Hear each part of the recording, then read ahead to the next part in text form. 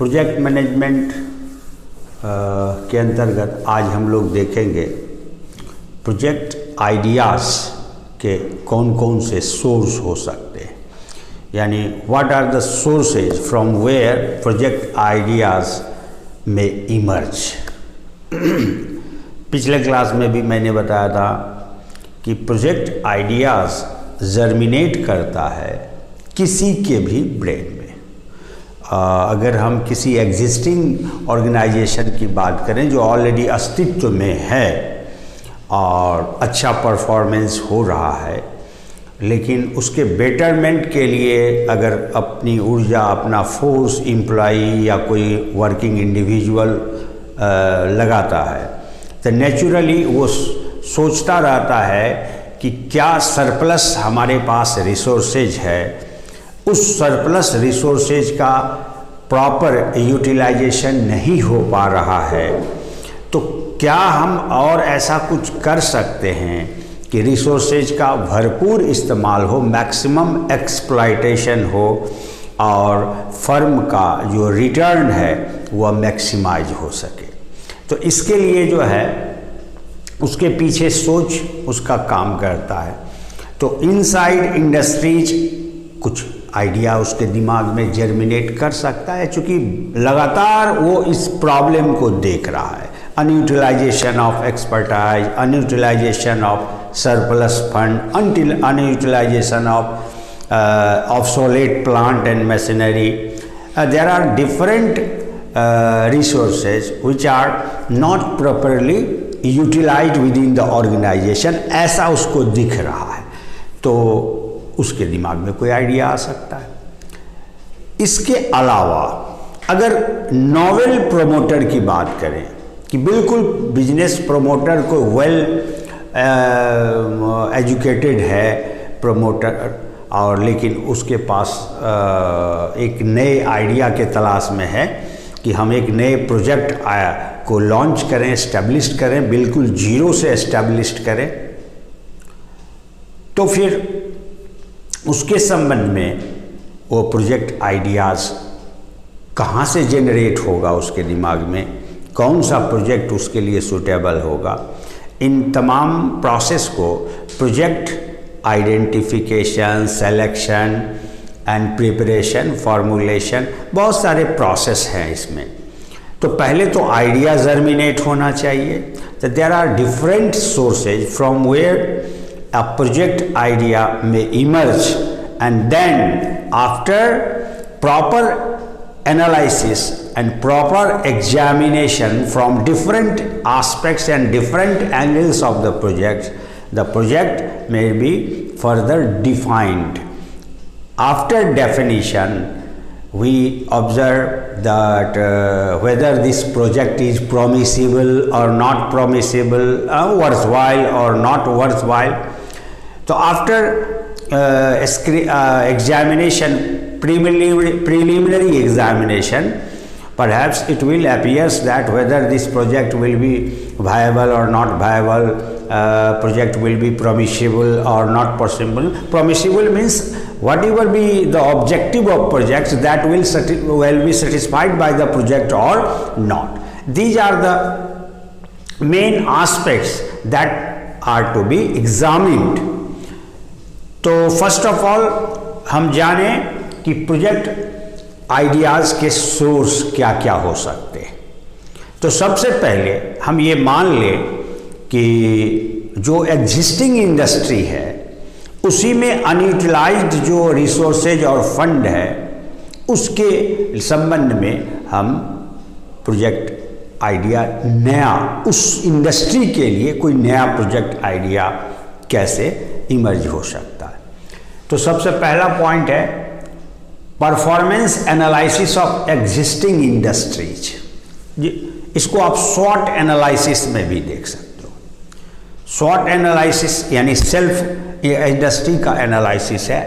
S for strength, O for opportunities, W for weakness, O for opportunities and T for threats. strength, weakness, opportunities and threat. किसी के भी life में भी, personal life में भी ये बात है, पर्सनल आपका जो एरिया ऑफ वर्किंग है उसके संबंध में भी है। वही बात प्रोजेक्ट को अगर हम एक सेपरेट एंटिटी मानते हैं तो उसमें भी ये बात है। तो जो एग्जिस्टिंग बिजनेस प्रोजेक्ट रन कर रहा है उसका शॉर्ट एनालिसिस के जरिए ओवरऑल परफॉर्मेंस एनालिसिस के लिए बहुत सारे टेक्निक्स सुझाए गए। Sensitivity analysis, risk and return analysis, break even analysis. There are different techniques by means of which, with the help of which, we can evaluate the overall performance of the existing industry and find out what are the drawbacks and how it can be removed or it can be overcome. तो performance of analysis of existing industry से हमें ये पता चल पाता है कि क्यों जो रिटर्न मिल रहा है वो सेटिस्फैक्ट्री है या इसको और बढ़ाया जा सकता है।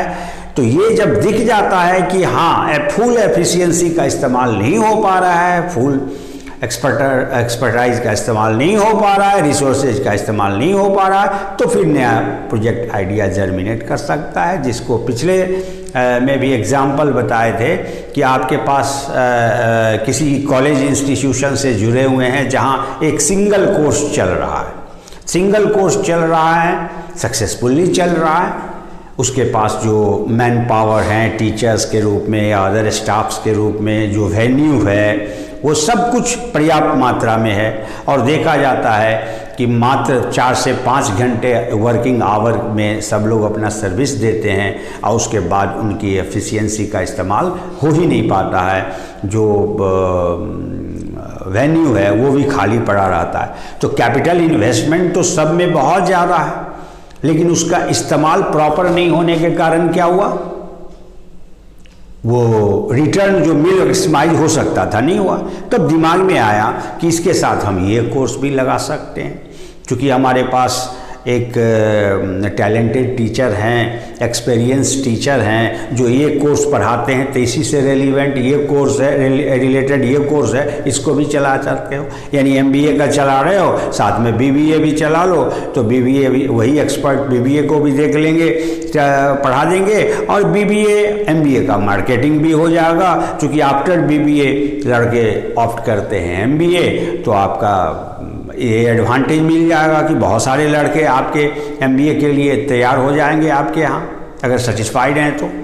उसी प्रकार से तो वेन्यू का भी इस्तेमाल होगा, वेन्यू जो सरप्लस आपका बचा हुआ, उस जो कैपिटल इन्वेस्टमेंट है उसका एक्सप्लॉइटेशन हुआ, जो आपने इंफ्रास्ट्रक्चर डेवलप किया उसका भी हो गया। तो आपके उसी एक्सपर्टाइज के एफिशिएंसी का इस्तेमाल करके अपना रेवेन्यू जनरेट कर लिया, और तब आपको पता चला कि ये जितना भी BBA कोर्स से रेवेन्यू जनरेट हो रहा है, मेरे कॉस्ट और रेवेन्यू दोनों बराबर हो रहा है। यानी only through the BBA courses you are getting your expenditure back, यानी recovery of expenditure is made through only BBA course. The revenue generated through MBA course is your surplus revenue. तो your return will be maximized. इस तरह से हम सोच सकते हैं, idea आ सकता है। साथ में हम चलो भाई ऐसा है कि घर पे सर लोग जो है सो बैठे रहते हैं 5-6 घंटे ड्यूटी करने के बाद, तो क्यों ना उनके रेवेन्यू को भी बढ़ाया जाए और कॉलेज के रेवेन्यू को भी बढ़ाया जाए। तो आपने डिस्टेंस कोर्स का कंसेप्ट कर लिया कि भाई ये डिस्टेंस एजुकेशन का भी कॉन्सेप्ट हम कैरी करेंगे। इसके लिए सर लोगों को अपना अपना स्टडी मैट का व्यवस्था कर दिया, या PDF के जरिए ऑनलाइन टीचिंग का भी व्यवस्था कर दिया, इस कोर्स का भी अरेंजमेंट कर लिया। तो क्या फ़ायदा हुआ कि टीचर के एफिशिएंसी का फिर इस्तेमाल हुआ, टीचर को एडिशनल थोड़ा रेवेन्यू दे दिए, और उससे जो जनरेट हुआ लड़कों का संख्या बढ़ा, तो उससे क्या हुआ, आपका बिजनेस ग्रो किया। फिर आप ग्रो करते जाओगे तो कल को उसको डीम्ड यूनिवर्सिटी में कन्वर्ट कर दोगे, उसके ब्रांचेज अदर सिटीज में खुल सकते हैं, इस तरह से एक्सपैंड होगा। तो जो रिसोर्सेज अवेलेबल है उस एग्जिस्टिंग इंडस्ट्री का किसी भी बिजनेस प्रोजेक्ट, हमने तो यहाँ एजुकेशन का लिया ताकि आपको ज़्यादा सूट करेगा, देख सकोगे उसको। उसी प्रकार से फिर दूसरा सोर्स ऑफ प्रोजेक्ट आइडियाज़ देखें तो जिस लोकेलिटी में प्रोजेक्ट प्रमोटर सोच रहा है कि इंडिया में हम किसी प्रोजेक्ट को लॉन्च कर रहे हैं, तो इंडिया में ऐसा कौन सा रॉ मटेरियल है जो इजी अवेलेबल है, और उस रॉ मटेरियल की अवेलेबिलिटी को हम बेहतर तरीके से यूटिलाइज करके कंज्यूमर प्रोडक्ट में कैसे कन्वर्ट कर सकते हैं, और क्या उसके लिए जो रिक्वायर्ड टेक्नोलॉजी या required man power, labour, skilled labour वगैरह की अवेलेबिलिटी अगर हो तो हमारे दिमाग में वो एक नया प्रोजेक्ट आ सकता है। सपोज करो कि आप कश्मीर में, तो कश्मीर में सेब, फल वगैरह जो है बहुत ज़्यादा होता है, तो आपका दिमाग गएगा कि फूड प्रोसेसिंग का कोई प्रोजेक्ट यहाँ शुरू किया जाए, क्योंकि फल फ्रूट्स जो हैं इजी अवेलेबल है। उसी प्रकार से आप तरह तरह का जिस लोकेलिटी में हो उस लोकेलिटी में रॉ मटेरियल फॉर्म में क्या अवेलेबल है, तो उस तरह के बिजनेस प्रोजेक्ट को कम्पिटिटिव हमारे कौन कौन से हो सकते हैं, और उनसे बेटर क्वालिटी हम करके मार्केट में खुद से एक नया आइडिया उसी रॉ मटेरियल से नए कंज्यूमर प्रोडक्ट के रूप में हम दे सकते हैं। तो ऐसे प्रोजेक्ट आइडियाज भी आ सकता है। थर्ड है अवेलेबिलिटी ऑफ स्किल्ड लेबर। अब सपोज कीजिए सप्लाई ऑफ लेबर बिहार में बहुत ज़्यादा है, लेकिन ऐसे इंडस्ट्रीज जो उस लेबर का इस्तेमाल कर पाए नहीं है, नतीजा यहाँ से पलायन होता है। माइग्रेंट हो, लोग दिल्ली चले जाते हैं, मुंबई चले जाते हैं, भूटान चले जाते हैं, आउट ऑफ कंट्री भी चले जाते हैं वर्कर्स, दुबई चले जाते हैं अरब कंट्रीज में।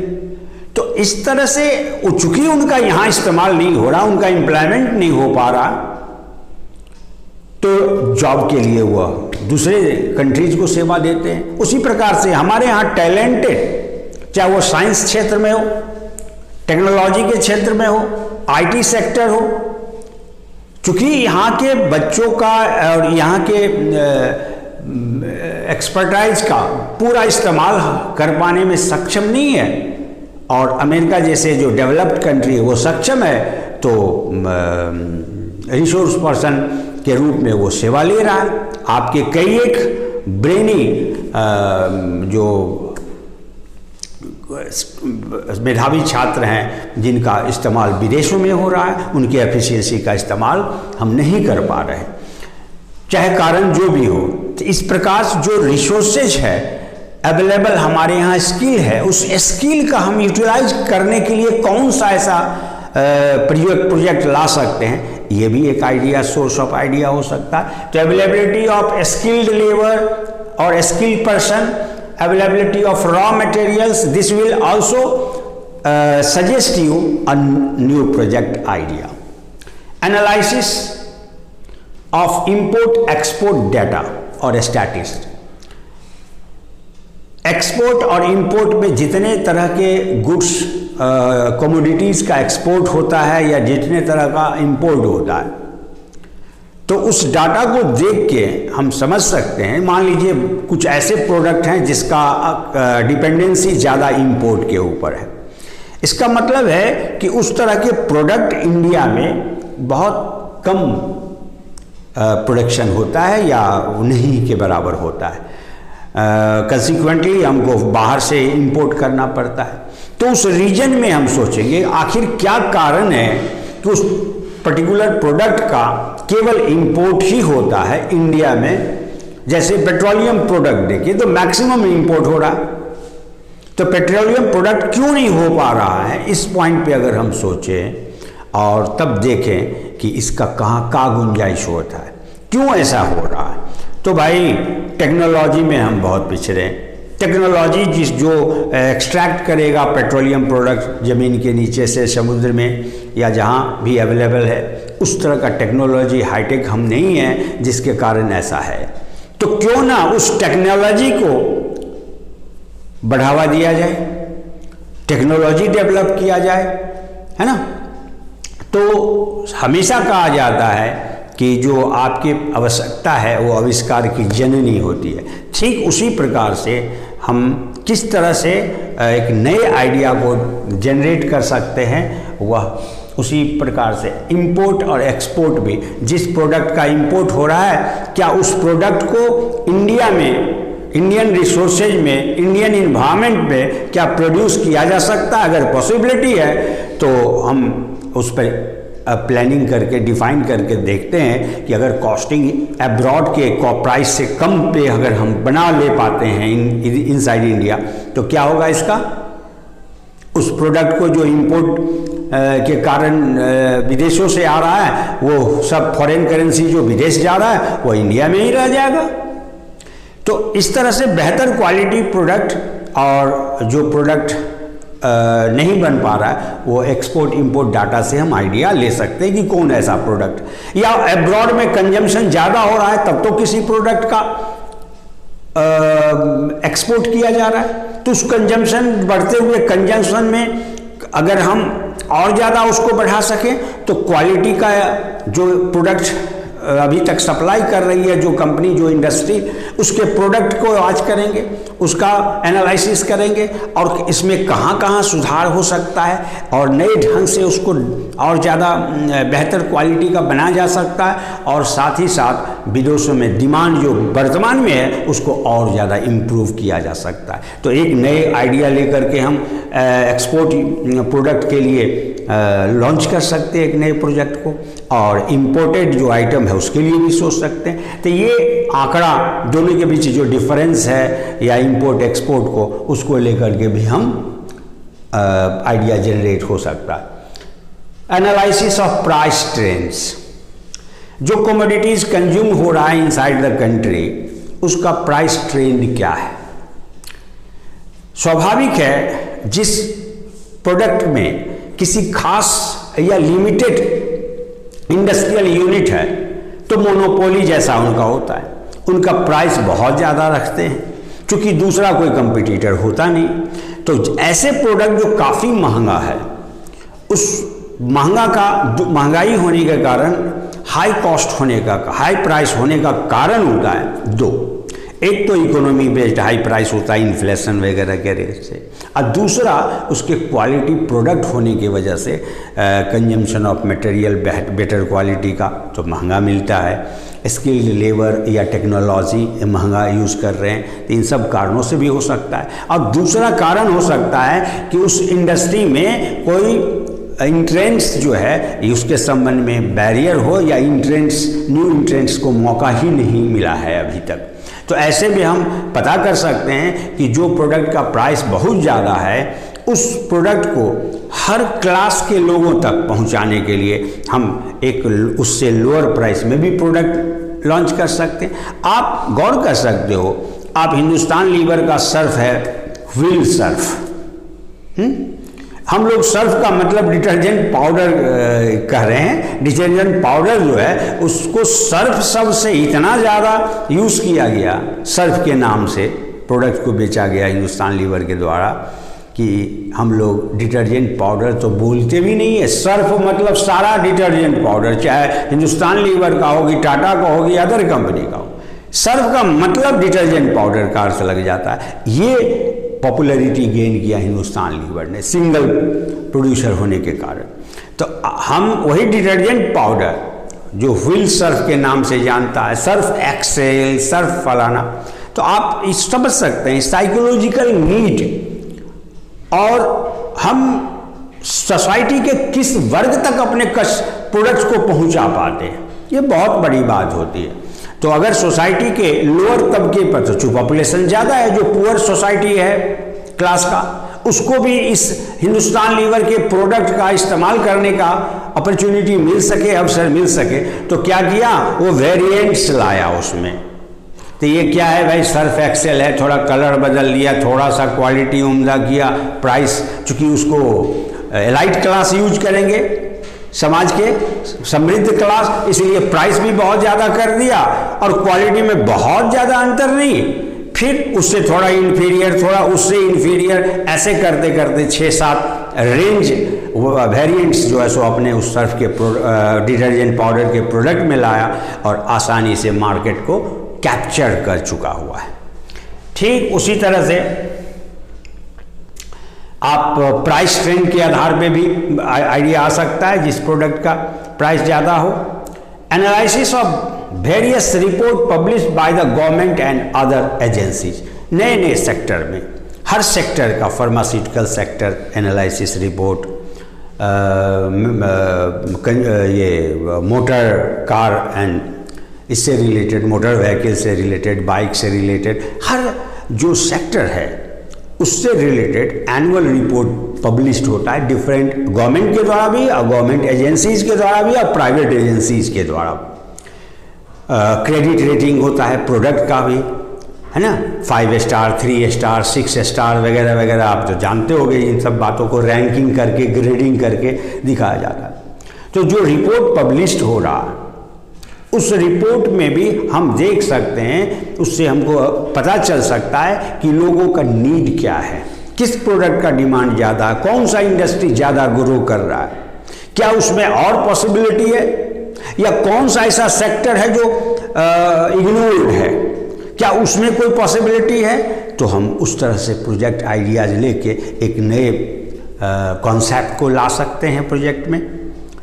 ठीक उसी तरह से study of research laboratories, different क्षेत्र में रिसर्च का काम चल रहा है, रिसर्च लेबोरेटरीज है, रिसर्च एसोसिएशन है, चाहे अभी कैसे कोरोना मेडिसिन का एसोसिएशन है, तो इंडस्ट्रीज जो फार्मास्यूटिकल इंडस्ट्रीज है उसके डॉक्टर्स, उसके साइंटिस्ट लगे हुए कि इस बीमारी से निजात कैसे पाया जा सकता है, क्या इसके लिए कोई प्रॉपर वैक्सीनेशन का आविष्कार हो सकता है कि नहीं, कैंसर है लाइलाज जो प्रॉपरली इलाज नहीं हो पा रहा है, रूट आउट वाली बात नहीं हो पा रहा है, हम मैनेजेबल है लेकिन रूट आउट नहीं हो पा रहा है। तो इस तरह के बहुत से ऐसे हो सकते हैं कि वो लगे हुए रहते हैं रिसर्च से, वहाँ से अगर मान लीजिए कोई प्रूफ हो जाता है तो नया बिजनेस प्रोजेक्ट का आइडिया आप वहाँ से ले सकते हो कि इस फील्ड में इस तरह का रिसर्च है, और उस रिसर्च रिपोर्ट के आधार पर अगर हम प्रोडक्ट तैयार करते हैं तो मार्केट अच्छा होगा, हर तरह से अच्छा होगा, सक्सेसफुल प्रोजेक्ट या परमिसिबल आइडिया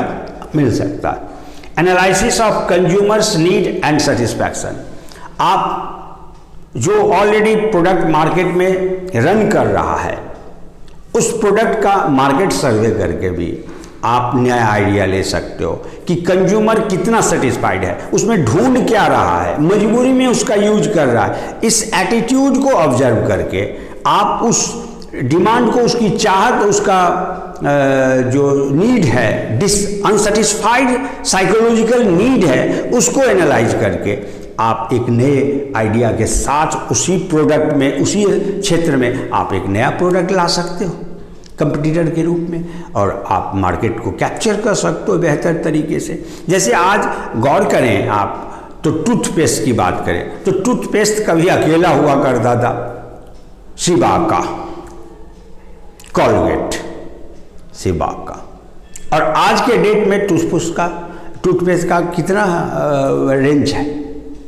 तो इस प्रकार से मोनोपोली किसी कंपनी का है या मार्केट है, आखिर उसके पीछे क्यों लोग उसको प्रेफर करता है, अभी भी उसमें कोई कमी है या नहीं है। इन तमाम चीज़ों को देखते हुए और कितना मिनिमाइज कॉस्ट किया जा सकता है कंट्रोल एंड स्किल अप्लाई करके, तो उसको जो है सो हम एक नए प्रोडक्ट के रूप में आइडिया आ सकता है कि क्या डिमांड है सोसाइटी का। उसी प्रकार से analysis of social trends, society किस तरफ जा रहा है, उसका कल्चर में क्या बदलाव आ रहा है, रहन सहन, लिविंग लाइफ स्टाइल में क्या चेंज आ रहा है। आप आज से 25 साल पहले जिम का कॉन्सेप्ट नहीं होता था, योगा था, जिम नहीं था। कि सोसाइटी क्या खोज रहा है, आज के जो युवा वर्ग हैं उनका सोच किधर को जा रहा है, तो उसके अनुसार बहुत सारे जिम खुल गए हमारे इंडिया में। हमारे इंडियन कल्चर में जिम कॉन्सेप्ट नहीं था, फील्ड में एक्सरसाइज था, खेल था, कूद था, और क्या कहते हैं आपको, ये योगा था। आज योगा भी बढ़ रहा है, तो इस स्कोप को भी बढ़ाने में बहुत सारे लोग योगा केंद्र खुल रहा है, और वो प्रोफेशनल केंद्र है जिसमें सिखाया जाता है और सर्विस चार्ज भी लिया जाता है। नए नए मेडिसिन्स भी क्या कहते हैं, ये आयुर्वेदिक दवा की का भी उसमें जो है सो व्यवस्था की जाती है। इस प्रकार से जो सोशल ट्रेंड में बदलाव आ रहा है, वहीं आप देखिए पहले की महिलाएं बहुत मजबूत शारीरिक रूप से स्ट्रांग होती थी, तो घर में और प्लस उनके पास स्पेयर टाइम भी होता था, खाना पकाने के अलावा अधिकतर उनको कोई ज़्यादा काम नहीं करना पड़ता था। तो वो महिलाएं क्या करती थी, घर में गेहूं लाई, उसको फटकी चुनाई, सब कुछ करके धो धा के प्योर आटा घर में तैयार होगा। अब आज का जनरेशन जो है उस चीज़ में इंटरेस्ट नहीं ले रहा, उसका सोच या उसका प्रवृत्ति टेंडेंसी दूसरे तरफ है बढ़ा हुआ। नेट का युग है, उसमें टाइम देगा, उससे कुछ सीख लेना चाहता है, उससे कोई कोर्स शुरू करना चाहता है, लेकिन उसमें टाइम स्पेंड करना नहीं चाहता, उसका फील्ड ऑफ इंटरेस्ट उधर नहीं। तो आटा तो चाहिए, तो रिलायंस और बड़े बड़े इंडस्ट्री इस क्षेत्र में आ गए कि ये कमजोरी सोसाइटी का है और इस वीकनेस का हम फायदा उठाएं, तो सीधा किसान से परचेज करके और पैकिंग वाला आटा का चल रहा है कॉन्सेप्ट। तो आप क्या चाहते हो, यानी सोसाइटी में के कल्चरल ट्रेंड में या लिविंग ट्रेंड में कैसा बदलाव आ रहा है, उसको ऑब्जर्व करके, उसको एनालाइज करके भी आप एक नया प्रोजेक्ट के बारे में आइडिया जनरेट हो सकता है। Possibility of revival of Sikh industry, capital outlay plan of the 2 point बचा। Possibility of revival of Sikh industries।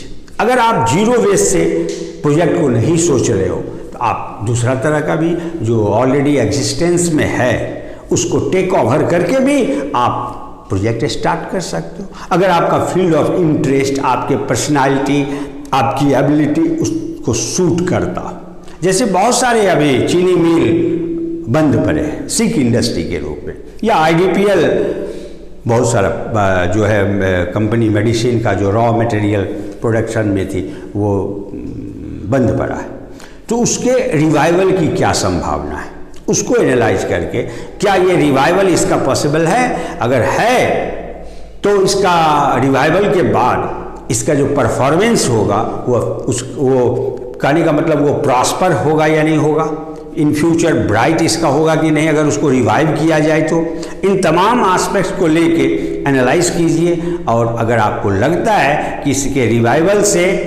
Revival करके ही अगर प्रोजेक्ट शुरू किया जाए तो बेहतर परिणाम मिल सकता है, तो ऐसे सिख इंडस्ट्री के रिवाइवल से रिलेटेड प्रोजेक्ट प्रिपेयर कीजिए और उसको एक्सिक्यूट कीजिए, तो है ना। इसके बाद है capital outlay plan of the government. Government का बजट, गवर्नमेंट की इंडस्ट्रियल पॉलिसी, गवर्नमेंट का फाइनेंशियल पॉलिसी, गवर्नमेंट का टैक्सेशन पॉलिसी, गवर्नमेंट का प्रायोरिटी सेक्टर, इन तमाम चीज रिफ्लेक्ट हो पाता है गवर्नमेंट के बजट से। जो फिस्कल पॉलिसी जो कैलेंडर ईयर से रिलेटेड या किसी स्पेसिफाइड पीरियड जनरली 1 साल का होता है, तो जो गवर्नमेंट बजट लाती है अपने एक्सपेंडिचर रेवेन्यू का, तो उसमें वो वो शो करता है, रिफ्लेक्ट करता है कि गवर्नमेंट किस चीज़ को प्रायोरिटी दे रही है। तो गवर्नमेंट का फंड उधर आएगा, सरकार का फंड जब उधर आएगा तो उसमें बेहतर हम एक प्रोजेक्ट ला सकते हैं, क्योंकि ये फंड का बहुत बड़ा सोर्स है कि नहीं। जैसे अभी छोटा छोटा ब्रेन में भी देखिए आइडिया, नया नया बिजनेस का आता है। अभी होम डिलीवरी का कॉन्सेप्ट काफ़ी तेज़ी से बढ़ रहा, हर कोई क्वारंटाइन है अपने हाउस के अंदर बंद है, लेकिन कंज्यूम तो हो रहा है, कंजम्पशन बल्कि पहले से बढ़ गया, खास करके खान पान के मामले में। तो बहुत सारे ऐसे बच्चे हैं, जो युवक हैं, जो होम डिलीवरी का ऑर्डर लेते हैं, अपना फ्लैश कर दिए नंबर और उसको ला करके घर पहुंचाते हैं, बीच में छोटा सा मार्जिन का बिजनेस करते हैं। अगर 25,000 रुपये का सपोज कीजिए उन्होंने सप्लाई कर देखा और उस पर 5% मार्जिन रखे हैं, तो 25,000 सुबह से शाम तक का बिक्री का 5% कितना आएगा। उसमें भी कुछ उनको कैपिटल बहुत ज़्यादा इन्वेस्ट नहीं करना है, जो बंद पड़ी दुकान को गुदाने हैं, वहाँ से माल उठाना है और शाम को उनको पैसा वापस कर देना है, और बीच का प्रॉफिट जो 5% है उसको रिप कर लेना है। इस प्रकार का आइडिया जनरेट हुआ सिचुएशन से, है ना। चूँकि गवर्नमेंट भी प्रिविलेज दे रही है कि आप क्वारंटाइन सेंटर में क्वारंटाइन होकर रहें, घर में लॉकडाउन को फॉलो करें, आपका सामान, आपके ज़रूरत का सामान आपके घर तक पहुंच जाएगा। तो ये सब बातें क्या है? ये तमाम चीज़ हम अपॉर्चुनिस्टिक अगर हैं, अपॉर्चुनिटी का एडवांटेज लेना चाहते हैं, तो वो आदमी जिसमें अवेयरनेस है वह उसको प्रोजेक्ट आइडिया कहीं से भी, इन सब के अलावा भी सोर्स है जहाँ से आ सकता है। और I think that will appear और conceive in our mind according to situation और resources available. That's why we can say these are the some few sources from where a project idea may be emerged, or after emerging the project idea, the further processing of defining, planning, executing and other steps are to be taken. है ना? Thank you.